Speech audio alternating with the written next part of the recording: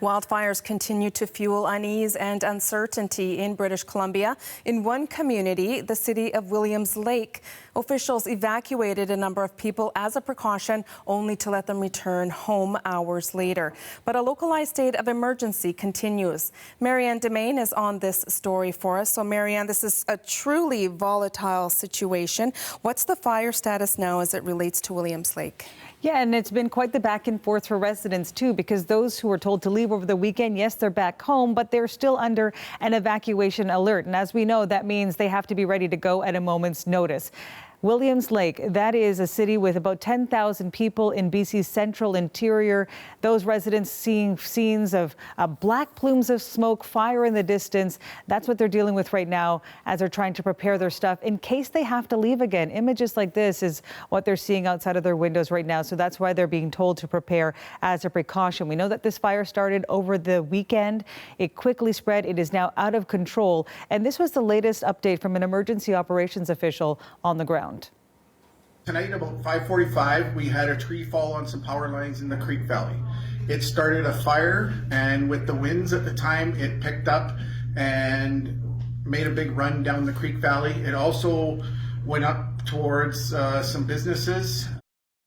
And they're trying to protect those businesses to make sure no other structures are damaged. As for what residents are doing, in addition to being prepared in case things change quickly and they need to leave again, they're also being told to conserve water. And what are officials expecting over the coming days? Well, they're really keeping an eye on what Mother Nature has in store, because we know currently in British Columbia there are 317 fires already burning there. But that's also a province that's been dealing with really extreme weather, particularly extreme heat and thunderstorms. And officials on the ground there saying that's really helping intensify the storm. So here's more on how that is playing a role in the firefight. The situation right now is it's dry and hot.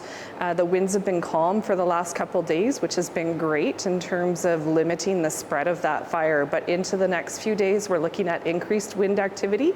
And I know BC Wildfire Service is doing their best to put guards in place and contain it where possible. But I wouldn't be surprised to continue to see active fire from some of those areas, especially being so close to the highway. It's really visible. Now, one of the out of control fires that officials in British Columbia are also continuing to fight is the Shetland Creek wildfire. That's just outside of Ashcroft, BC. It has already closed a portion of the Trans-Canada Highway, and it remains closed, that portion, as we speak today.